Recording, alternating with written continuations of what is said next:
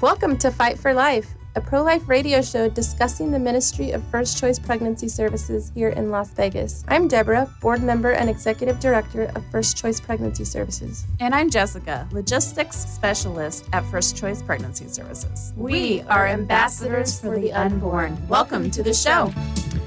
Good afternoon, friends. Thanks for joining us today. This is Deb and Jess. We are your ambassadors on behalf of the babies, here to share insights and real-life stories in the fight for life. We have the Quinns here with us today, so it should be a fun conversation. Oh, yes. Because there's some battle warriors. Before we talk to them, we're going to let Jess give you the weekly stat update. Welcome, everyone, from January 4th to January 10th of 2024. First Choice has provided 73 free pregnancy tests and 56 free ultrasounds to the women of Las Vegas. We are not only saving lives, but we are saving the future. I was actually having a conversation with somebody just yesterday, and they said that. And I went, oh, my gosh, we need to take that. Swiping. She says, you guys are saving future doctors, lawyers, presidential candidates. You guys are saving those people, too. So you're saving the future.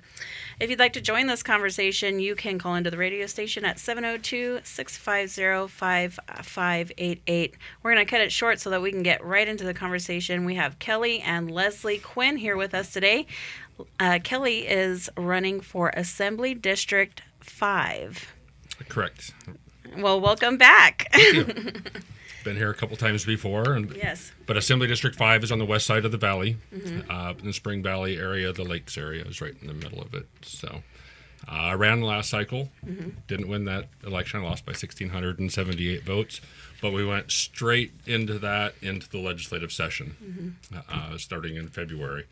And Leslie was down at the Grant Sawyer building probably just about every day, testifying on different bills and providing input. So, and I'm a witness to that because I was. Yeah, you were down there too. I was down there with you, but not nearly as much as you two were. Yeah, well. Yeah. Leslie's a huge cheerleader and a huge advocate and citizen lobbyist.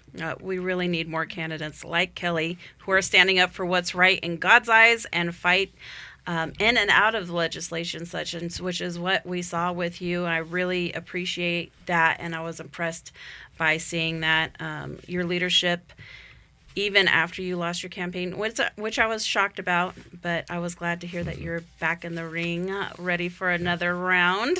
Yep. Can you tell us a little bit what for people who are listening that don't know what the Assembly does, what do they do? So the Assembly is one of the houses of legislature. There's 42 seats on the Assembly side. There's 21 seats on the Senate side. So the 63 seats make up the Nevada State Legislature. So on the Assembly, like I said, there's 42 seats. I'm running for one of those. Right now, the Democrat Party has the majority of actually both houses. So it's very difficult to get certain bills through, and they have very much the control of legislature. The governor and his veto powers is only protected by one vote on the Senate side, and as you guys are aware, he vetoed 75 bills this last session, and 33 of those bills were done before the deadlines, so that leaves 42 bills that are subject to being overturned the first day of the 25 session. So that's why this election is so important. If we can gain one seat on the Assembly side, myself and whomever else, then his veto power will be protected. Okay. Ideally, if we can gain some seats on the Senate side as well. You think that's a possibility this run? I do. I think it's always a possibility. Assembly 5 is a very winnable seat.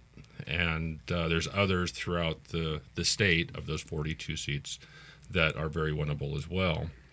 And ideally, if we can gain 6 seats in the Assembly side, then we can have a majority on the Assembly. And we get to control what bills get heard. Because there's very few Republican bills that actually made it all the way through. That's right. Likewise, on the Senate side, if we can gain 3 seats over there, we have the majority on the Senate. And then we can get some bills heard, at least to the table, and debated. Yeah. So that's a very important thing of this next election cycle is people need to participate and show up to vote and stay involved. Yeah. That's really the biggest thing. The last cycle, it was looking really, really good across the board. Yeah. Everybody's talking about the red wave, but just throw out some of the numbers on my election. Early voting, I won by 30%. Day of election voting, I won by 40%. It was the mail-in ballots that I lost by 80%. Yeah, which is questionable in motive and intent. But why don't you tell us a little bit about your platform and what you're running on? Much of that is the education issue. Last cycle it was more the government overreach and losing our freedoms, really. This cycle and the last legislative session, what they've been doing to the schools and school choice and parental rights, that's probably the biggest thing for me. Mm-hmm. And then community safety is another one. I work in law enforcement as well. Mm-hmm. So that part of it is very important. People see that throughout in their communities, in the schools. Mm-hmm. School safety is another one. It was an issue last cycle as well, but it's very much this cycle coming up that we need to address that. And, the whole economy is still struggling. Gas prices pretty much doubled since... Struggling, understatement. since the last transition. And yes. Mm-hmm. So those are the main issues and my first priorities in getting things done. Part of the school, the obscenity laws in Nevada, that's going to be one of my proposals. A lot of these books that are being pushed down into kindergarten level. Mm-hmm. It used to be really third grade level, but now they're pushing it all the way into kindergarten. What? And yes, and some of it was very, very graphic that if I had it with me, I couldn't show it to you online because there'd be some problems with that. Mm-hmm. But the Nevada law, if anybody's interested in reading it, it's NRS 201 that talks about obscenity, and it defines obscenity and what that means really. But there's an exclusion paragraph in there that talks about schools, universities, libraries, and museums. Mm-hmm. They're excluded. That's why you see them doing the drag queen shows in the libraries and the schools, because they're protected there. Wow. When did that happen? When did that exclusion? That exclusion was first put in 1979. Oh. But it's gone to the extreme now. They're just carrying it to the extreme. Yeah.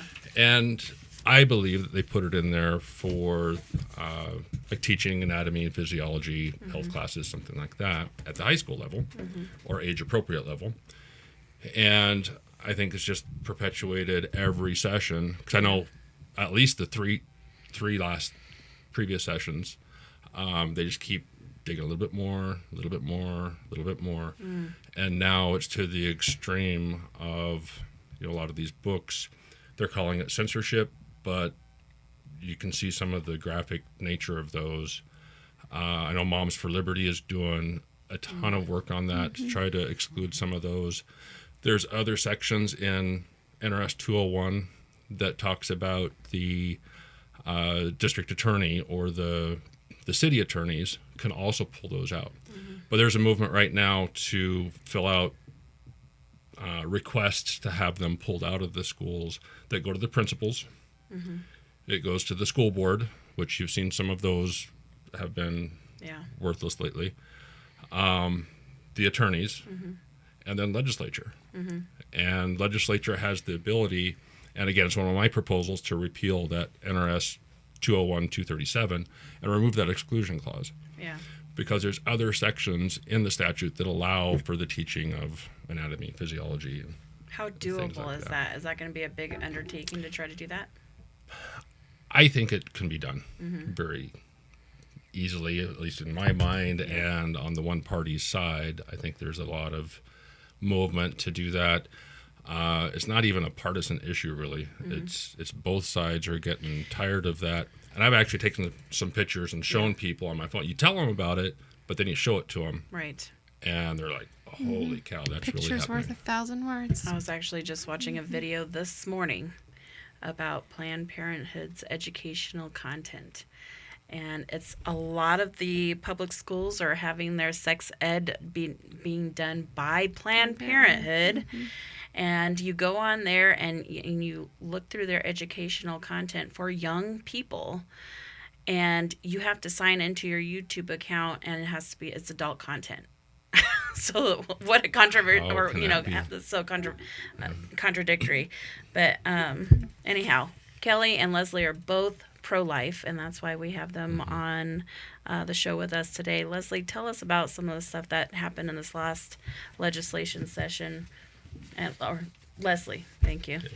Thank you for having me on the show. I saw a lot of the legislation coming from all the different committees.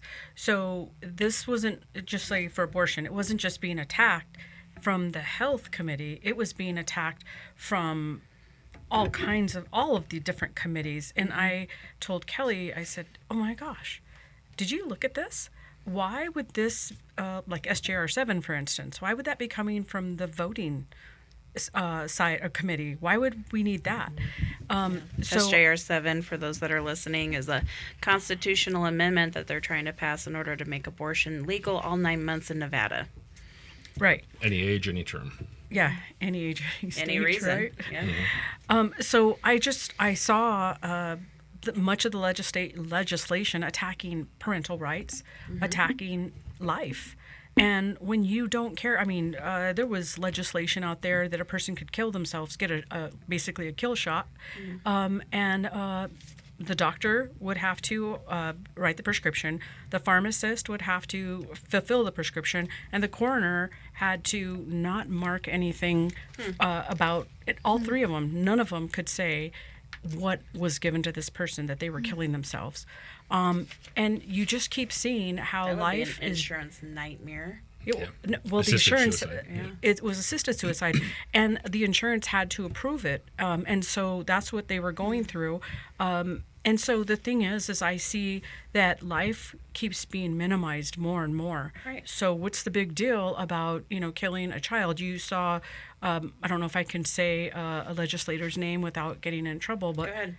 okay, I am happy to do that. Nicole Cannizzaro, Yeah. who called children fetal waste, fetal tissue and medical waste, and while she was pregnant the whole 9 time, months pregnant. it was disgusting. I wondered if her baby shower invite said "Happy Fetal Waste Shower" or "Happy Medical Waste." It was very frustrating for me to see how that a mother, from one moment to the next, can consider what's growing this life inside of her body is waste. One man's trash, another man's treasure. Yeah, it just, but it's life, and they just didn't see that these are live children, and I just saw a lot of the legislation as it diminished more and more life.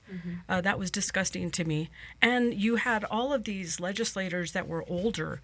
I mean, you see them. When I mean older, I mean adults, and I'm thinking, are we being punked here? Because they were okay with all the things that they were doing. The sexualization of children, the murder of children, the health stations at schools where everybody can get health. And by the way, if you go to the dentist, you want to get your teeth cleaned, hey, they can give you a vaccine too. And without the parents knowing. And I'm thinking, wait a second, our children don't belong to the government. Our children don't belong to the school district. Our children belong to us as parents. Yes, are there parents out there that are bad? Absolutely. But for the most part, most parents are loving. I encourage any parents out there, please, please, please get involved in your kids' school, because you're not being told the truth of what's going on in the public school system. In fact, some charter schools are a little questionable as well. And we need to keep these kids. Kids don't think that if life doesn't matter, if parents don't know what a woman is, if an adult doesn't know what a woman is, I mean, geez, this is why kids are, killing themselves, killing other people. They have all these games of killing, and life doesn't matter, but life does matter, right? No matter how small a person is a person, because life is life. And I think that needs to be really represented. And there's a lot more that went on in legislation, but that maybe is just a little bit of just seeing the attack. What was alarming to me in this last session as well was that they were not only trying to push all of that and really attacking life in general. But they were also trying to lower the age of consent for people to be able to do all this. Did that end up passing? Yeah, they did lower the age.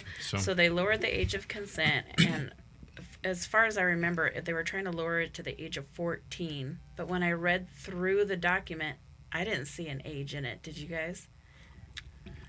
There were several of those. I don't know which one you're referring Okay. to specifically. Specifically for medical consent of being able to get treated for STDs, for contraception, which would have also it was SB included the abortion 172. bill. Yes, that one. And I don't recall the age on that one. So. Well, we'll have to look into that and follow up for sure. Yeah, Did and then you- AB 147 is the dental hygienist one, where a dentist, a dental hygienist, a therapist can administer vaccines. And so, what is the definition of vaccines? Well, is it a COVID vaccine, or is it something to HPV or so a girl or a guy they no longer are viable for a pregnancy, right? So those are just some of the disgusting things. And the insurance, SB 163, to cover gender surgeries. I'm telling you, these things are sick. The SB 172, like Kelly said, SJR 7, it's people, attack on please stand life. up and fight, because if we don't, there's Nobody no more else is. time Yep. for recreational Christianity. If you're a Christian, if you're not, but you're a warrior, please fight, because this is not we're not gonna win this with people sticking their heads in the sand. And life is important. And it made me think that if life isn't important, not only for an unborn child, but what about a child that has Down syndromes, or a parent that they're being has attacked. Yes, that has They're targeted and singled Alzheimer's. out. It doesn't matter, right? So if we don't stand up now, Sanctity of life. right? It's Did you by chance talk to your pastor since yesterday? Or since Tuesday? Since yesterday? No. Pastor Greg? No. He was sitting at a table with me Tuesday at the Nevada Right to Life Faith Leaders Breakfast. Oh, nice. And that was quite an alarming presentation. The guy from Ohio that worked on the legislation there, they brought him in 9 weeks before that terrible bill passed in Ohio in November.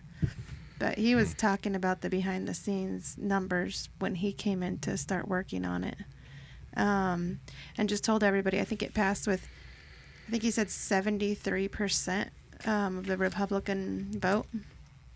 With 73%. Okay.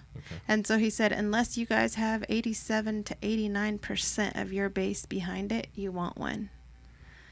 There's a lot of pastors sitting there listening. And, I've been sounding the bell like you guys better do something different, because the definition of insanity is to do the same thing over and over and expect a different result. Yeah. And so... I'll have to get that update from him. But Pastor Greg, he's a huge warrior also.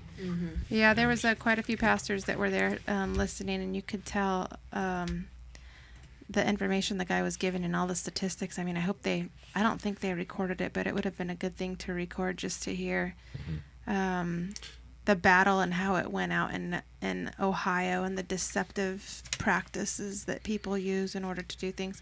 Melissa said here that, that judge said they couldn't move forward with it as they had it, but it's being appealed right now to the Nevada Supreme Court. For SJR 7. For the legislation to put on the ballot next year to make abortion legal through 9 months in Nevada. Yeah, that's SGR 7. Yeah. Now, SB 131 from the last session, that passed, and the governor signed it. And that was one of those almost landmark bills going through.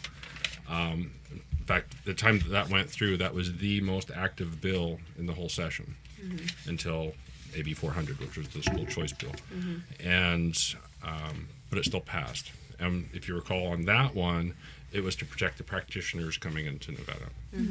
And a couple of the people that voted for that said the only reason they voted for it is because they didn't want to throw a woman in jail for getting an abortion. Right, they The twisted bill it. had nothing to do Exactly. I saw a abortions. clip of that in the presidential debate last night, bringing up about throwing women in jail for abortions and the scare tactics behind it. But that one passed. So now, and you guys were talking about the market for abortions in Nevada has gone up 50% now. At least. Since that went Abortion into place. tourism specifically. Yes, Yeah. tourism. But now we've got SGR7 coming up. And the whole resolution side of it. Now, the difference between a bill and a resolution is the governor can either sign it or veto it or do nothing, and it passes. A resolution, the governor never sees or never comes to his table. He has nothing to do with it. That's totally legislature. And what that SGR 7 is trying to do is amend the state's constitution to allow abortion, any age, any term, full 9 months. And it passed the last session, but it has to pass the 25 session, and then it goes on to the ballot. So it's going to be till probably 27 before anything definitive happens with that. She said if the Supreme Court upholds this lower judge, that they already are working on a different language to put. Good. But she said for the pro-abort side, and she said I'm sure it's going to wind up on our ballot because they have so much money that she's sure abortion's going to show up on our ballot this year? fall. Wow. And she said they have so much money not to, and it's such a huge issue to motivate and drive People getting out the and go and vote. unenthusiastic Biden supporters to get out and vote, that they're not going to waste the opportunity in getting that on the ballot. So she's saying, like, it's going to be on the ballot. Yeah. Well, last cycle they were talking about how abortion wasn't an issue to campaign on. Well, I think it is, and it became an issue certainly with SB 131 and SGR 7 when it went through. That's why I really have an issue with politicians, particularly our candidates that are running for certain seats, and they don't want to discuss abortion at all, and they say, "Oh, abortion is career suicide." That really bothers me because it's relevant and it's valid right now. Well, with SGR 7 going through, it is very much so, and it is a campaign item to. Absolutely. And that's, I think, a lot of times they don't, they speak from a point of, many of them, ignorance, not really knowing what is abortion. What does that look like to you? People don't know what that looks like to them, and therefore they sit by very lukewarm on the issue.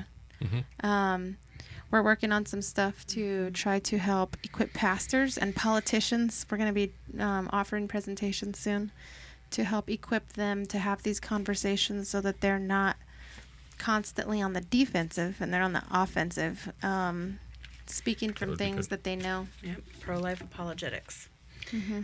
We're going to be doing that soon. Good. So, before it's already almost time to close.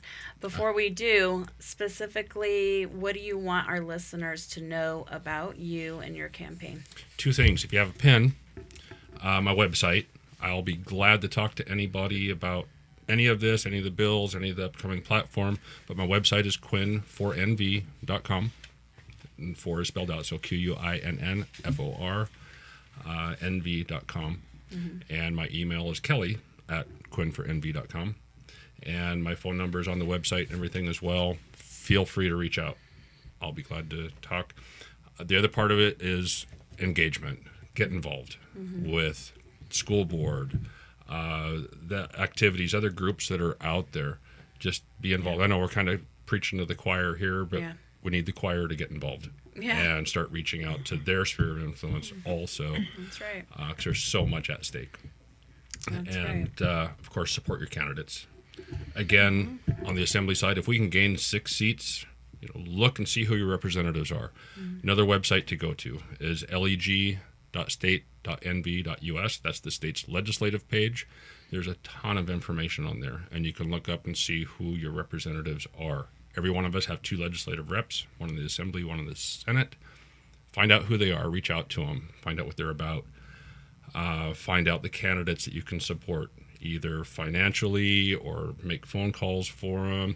We're really trying to reach out to the precinct level as well. And if you're listening to us or watching online, and you say, "Oh, I'm not a politician, I'm not a pastor," well, you could be that point of contact for your pastor or for different groups that you might be involved in. I would encourage you to reach out to us at First Choice, 702-294-CARE, 2273, or fcpsfriends.org.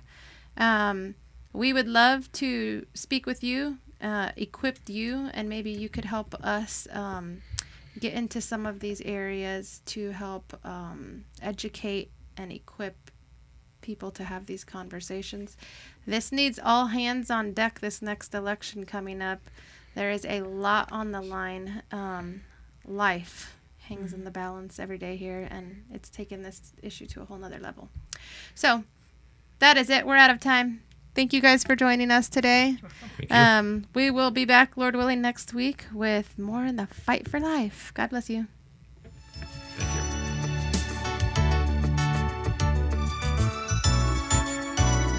Thanks for joining your Ambassadors for the Unborn on the Fight for Life radio, today and every Thursday on KKVV 1060 AM, the best news radio, the gospel airship. If you'd like to support the cause of saving unborn babies, or if you have a question you'd like us to answer on the air, go to fcpsfriends.org or call us at 702-294-CARE. Again, that number is 702-294-2273. On behalf of his little ones, thank you and God bless.